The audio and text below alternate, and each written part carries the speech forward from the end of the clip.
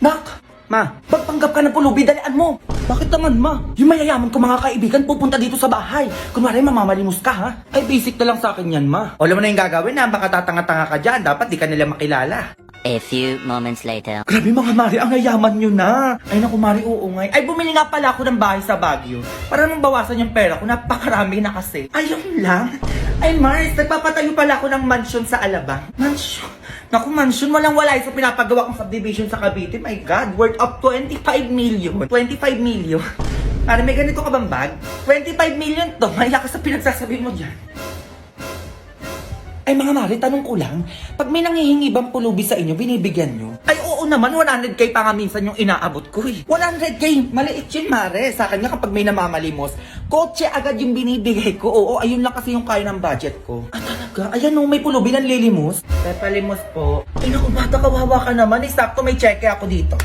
Ayan o, cheque. Sa ina, 200,000 yan. O, 100k kanya te sa'yo. My God, 100k, ang liit. Eto may cheque din ako dito, ayan o. Yours na to 200k. Oh.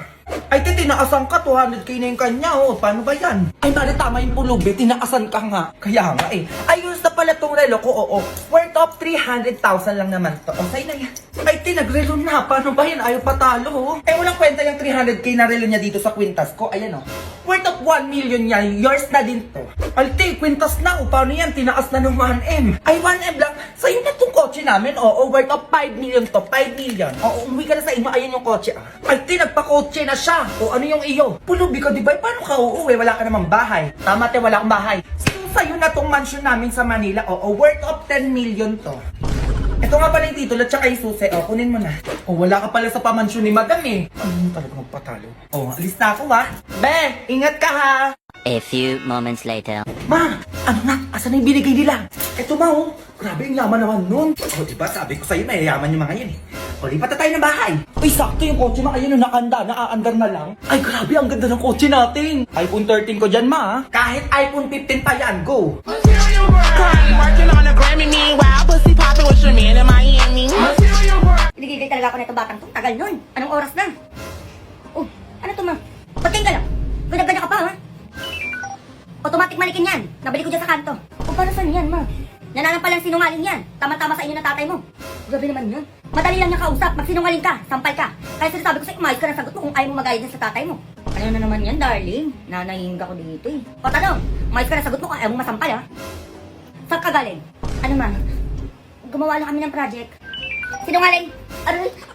Yan na pala mo. Sinungaling ka pa ha? Yung totoo, saan ka galing? Ano magumala lang? Gala ka na naman yun. Hindi ko ba alam sa'yo, anak, bakit ganyan ka? Hindi mo ko gayahin, no? Bata ako, inaatupag ko pag-aaral lang. Sinungaling! Aray! Uy, saan ka pa? Ano? Grabe naman yung manikin mo, Dardy. Hindi ko na lang manahimik dyan. Puro kayo pagsisinungaling talaga. Mag-ama talaga kayo. Sinungaling! Aray! Anak yun. Hindi siya yung tatay ko. Okay, kakantahin natin yung If You're Happy and You Know It, Clap Your Hands. Alam ko na pakinggan nyo na yan. Okay, kapag nakanta nyo yan, bibigyan kayo ni teacher ng candy. Okay, tara na, magsimula na tayo. Mga nanay, tignan nyo yung mga anak nyo ha. Galingan mo, may Jollibee ka sa akin pag uwi. Okay, ipi-play ko na.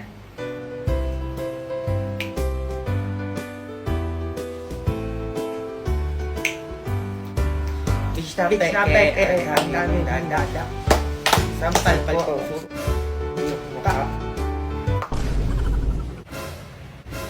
Mga nanay, mabuti pa siguro magsiuwi na kayo. O, baka anong pamagawa ko sa inyo eh. Anak, uwi tayo.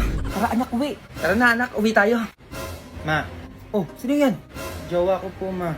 Hello po tita. Pasok ka baby. Bakit ma? O ikaw Junjun ha? Pangit ka na nga, pangit pa yung ginawa mo. Ay naku Diyos ko, baka pag nagkaanak kayo, ano maging itsura niyan? Tita? May wifi po kayo? Uy Mars, grabe ka naman. Nag-online class yung anak ko. Oh. Pinalitan mo yung password ng wifi nyo. Pala mo ka Mars ha? O nagbabayad? Andun yung password sa sa labas, nakadikit sa pader. Teka. Ito free wifi ba Mars? Ayan o. CHR BOR Grabe. SOPW. Ano, kaya nyo? Ay nako, Grabe, Mars. Papaluda lang pala ako, oo. Ba't naman ganun yung password yun? Sobrang haba. Ano, reklamo ka? Ay, nakikitunin ka na nga lang eh. Uwi ka sa inyo. Ay, ito na nga tao. Uwi na nga. Ano ba yun? Pinauwi? Ma! Bakit? Ma, hindi daw kami gagraduate, sabi ng teacher ko. Ano? Bakit daw? Hindi ko nga alam, may. Nagbi-meeting sila sa school ngayon, mapunta ka dun. Ay, hindi pwede yan, teka. A few moments later. Hindi po gagraduate ang mga anak nyo. Abay, bakit naman, ma'am? Eh, kumpleto naman sa modules at project yung anak ko. Kumpleto din yung module ng anak ko, ma'am. Ba't ganon? Kumpleto din yung anak ko, ma'am. Ba't din nyo papagraduatein? Oo nga, ma'am. Anong problema nyo? Eh, sino ba yung sumasagot ng mga module na to? Ako pa yung sumasagot ng module ng anak ko. Ako din sa anak ko. Ako din ho. O si mga nanay, kayo yung sumasagot ng module. So kayo yung grade-gradean namin dito. So kayo yung dapat graduate, hindi yung anak nyo. Ay, ganun ba yun, ma? Opo, ganun po yun. Kung sino po yung sumasagot ng module, siya po yung gagraduate. Ang gigigilak sa'yo. O, puro ka kasi laro. After po ng graduation, mga nanay, kayo din po kailangan mag-aral ng junior high to senior high para sa mga anak nyo. Yes! Grabe, mag-aaral ulit kami, ma'am. Opo, mga nanay, panindigan nyo po yan eh. Kayo yung graduate eh. Nanggigigilak sa'yo bata ka? O, pinag-aral mo ulit ako? Ano? Umuwi ka sa bahay, manda ka. Ma, nandiyan na yung tatay mo, lasing. Magsi-ice kayo baka pagtipan tayo nun. Nandiyan na ito si Papa. Mat pala to, no? 2 times 2, 10. Kaya maghugas. Sipag nyo naman ata ngayon, na. Manditrip ka na naman. Matulog ka na doon. Ayan yun, maayos kayo, ha? Tulog na ata. Tulog na, ma? Tulog na nga, ma. O, din ikaw na maghugas dito. Masa kanya pa pinauhugas, andyan na siya, hindi na pati nuloy. Aba, di kayo titikil dalawa dyan. Tigisingin ko yung tatay mo. Maghugas ka na dyan. Ano ba yan? Ang dami nga ito, eh. Shot ko na, pre. Magising na ulit. Pag ako yung maman talaga, hihiganti ako. Ma! Ano yun? Hinahabol ako na matanda, nagkakagusto sa akin doon, oh. Ano? Sino yun? Hi, Mars. Ay, Mars, ikaw pala yan eh. Ba't ka nandito? Kanina pa ako hinahabol niya na yan yung nagkakagusto sa akin eh. Anak mo?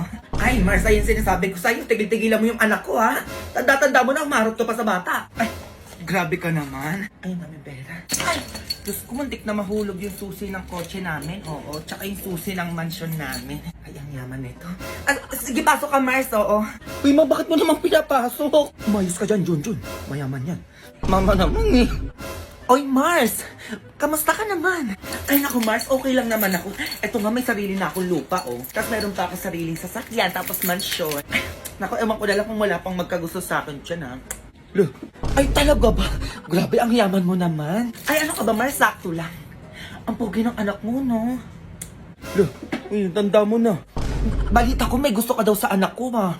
Ay, naku, Mars, paano mo nalaman? Manang, tanda na niya, no? Eh, may bibigay sana ko sa yung lupa, eh, kaso lang parang ayaw ng anak mo. Ay, grabe ka naman, Mars. Eh, anak ko lang naman yan, oh.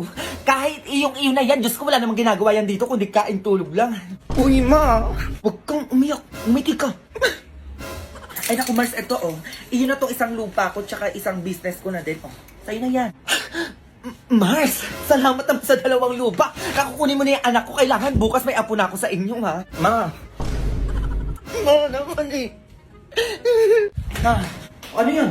Napatawag ka ni ma'am sa school, ma. Bakit ka naman bata ka? Diyos ko, ano naman ba yun? Nalit lang ako, ma. Pinatawag ka na agad. Yun lang. Nalit ka lang. Oo, ma. Nalit ka lang. Oli ka. Puntahan natin yung teacher mo. Ako po, ang daming bagsak ngayon. Ma'am, ano po ang problema? Ay, nanay, nandiyan po pala kayo. Ba't niyo pa ako pinatawag? Iba naman kasi nanay.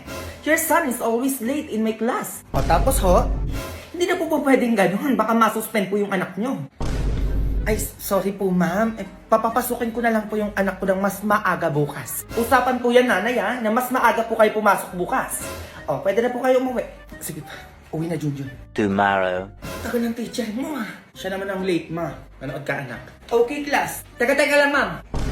Late po kayo 15 minutes, ma'am. O, ano pong dapat yung gawin yan? Ay, may inasikaso lang po ako, nanay. Ay, hindi po pwedeng ganyan-ganyan. Kapag anak ko na late, patawag agad nanay dito sa school. Tapos kapag kayo na late, okay lang? Unfair naman po yung ganun, ma'am. Kaya ipapatawag ko po yung nanay nyo sa bahay namin at mag-uusap tayo kung bakit po kayo na late. Nanay, teka lang po. Equality lang po tayo dito, ma'am. O, hintayin po kayo sa bahay namin, ha? nanay, ipapasa ko na lang po yung anak niyo po sa akin. Pasado? Promise po. Totoo ba yan? Opo. 98. 98 na po yung grade sa akin ni Junjun. Eh, naman pala eh. O, Junjun, pasado ka na. Ma'am, uwi na ako. Sige po, nanay, ingat po kayo. Crying,